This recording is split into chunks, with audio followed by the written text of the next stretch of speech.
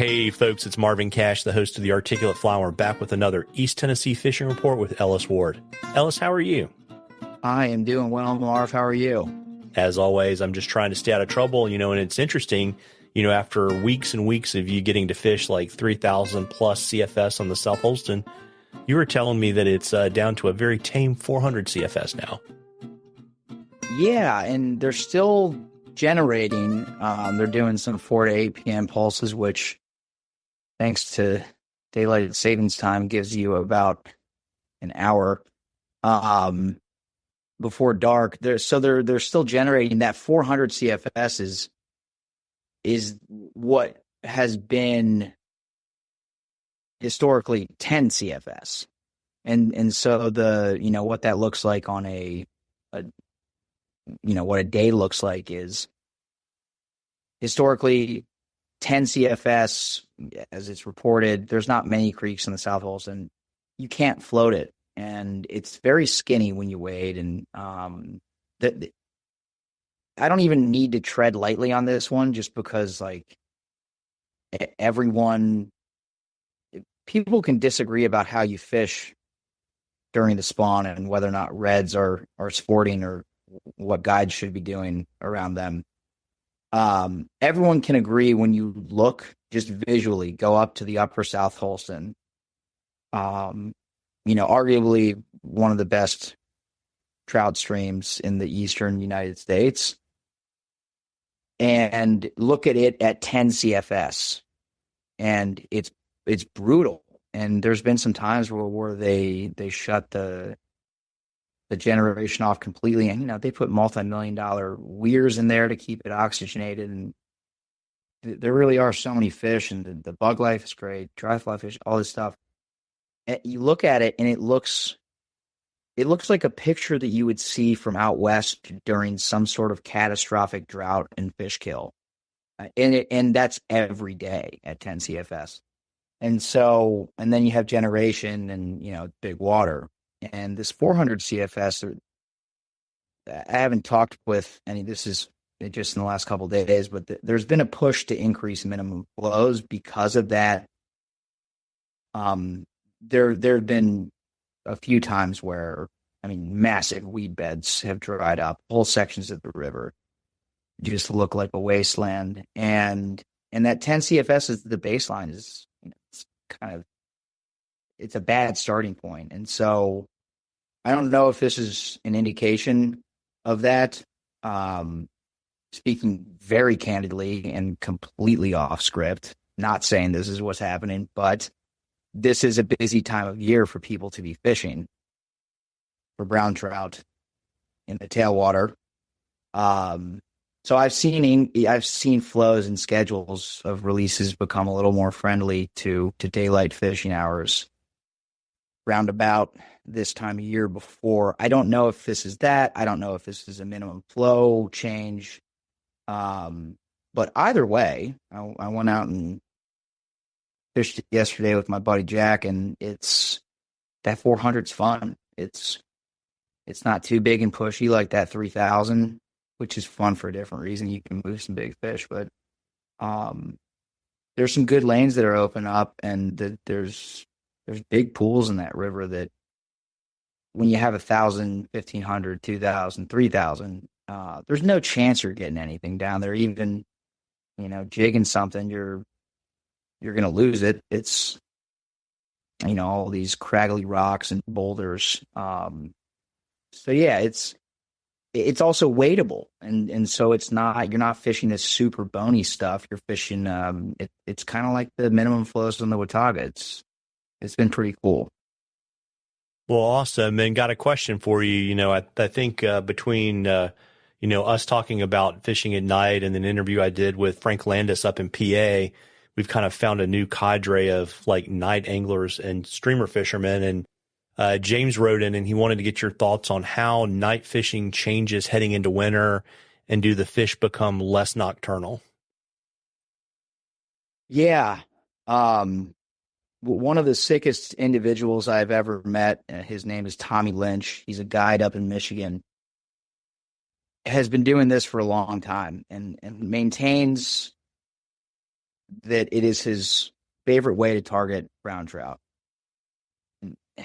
It's a rabbit hole that goes so deep, and you put one leg, you put your pinky toe into it, and all of a sudden you're looking back up at a tiny little dot of light falling deeper and deeper. So not surprising that the new cadre has been found.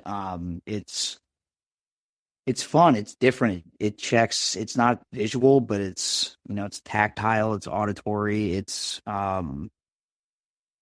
very different, and you have the river to yourself. It's a very cool experience. So, yeah, as far as going into winter, I mean, if it weren't for freezing hands and ice and just general discomfort, I would mouse in the winter. I mean, there's mice that haven't found a place that is warm. They are nocturnal, and they are also mammals, and so they need to. When it's cold, they actually have to eat and drink more in order to keep their body temperature up. They don't slow down, and so unless they have found a place, they're going to be out and active, and tailwaters don't freeze.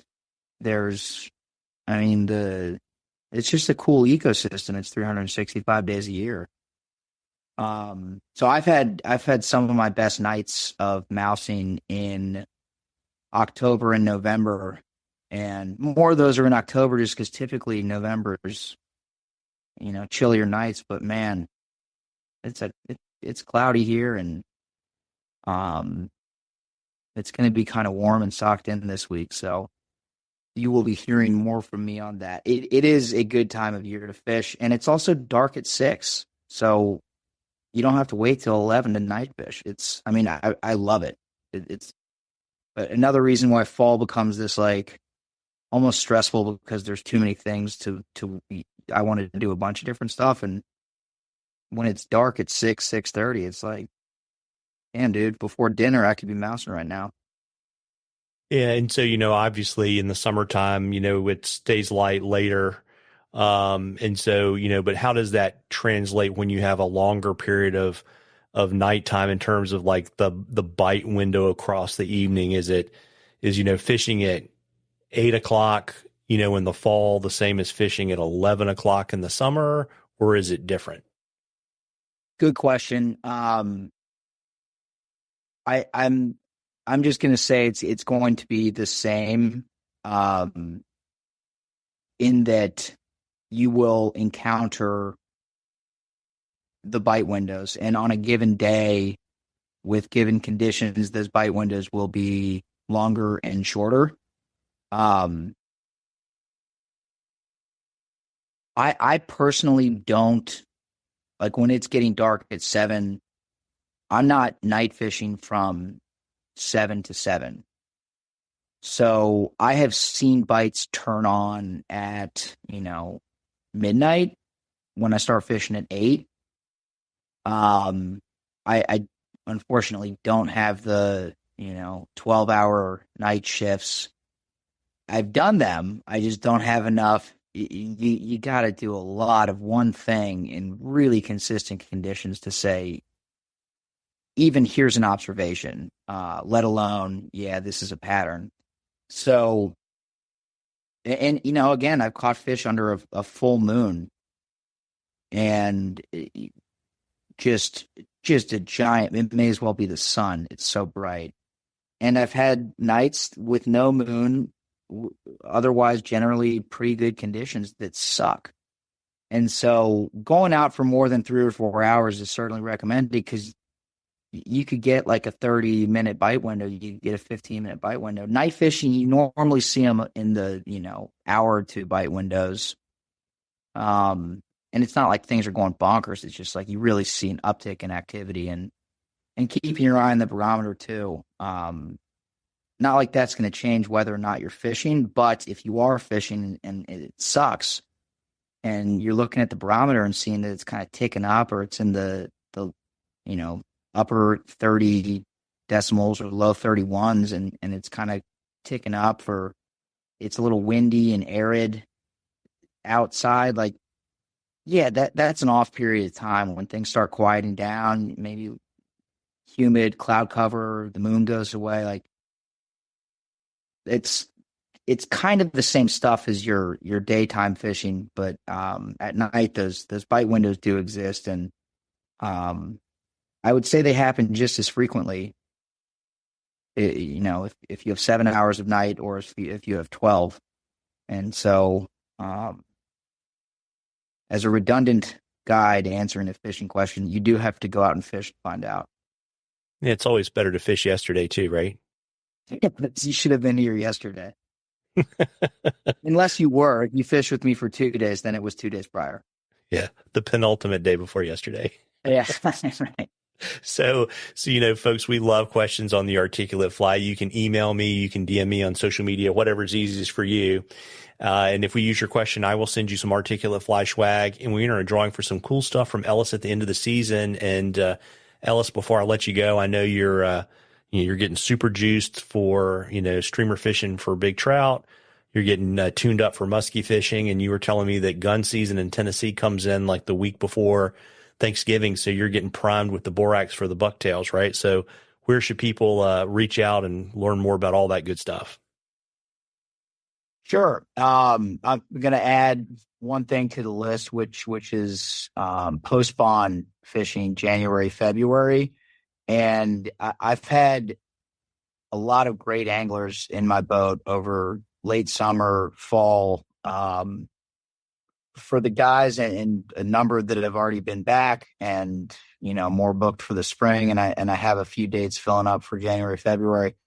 For the guys and gals out there wanting to chase big fish with streamers, I'm going to appreciate you working on my boat any time of the year. For your sake, I want you on here January, February. So just going to add that. November 23rd is the opening of gun season, and bucktail will be ramping up shortly thereafter. Getting some in right now from archery season, but things will be picking up both at elliswardflies.com and at Tailwater, along with maybe a couple other shops. You can follow me on Instagram at Ellis Ward Guides, and best way to reach out about trips or anything like that is 513-543-0019. Well, there you go, folks. Well, as I always say, you owe it to yourself to get out there and catch a few. Tight lines, everybody. Tight lines, Ellis. Appreciate it, Marv.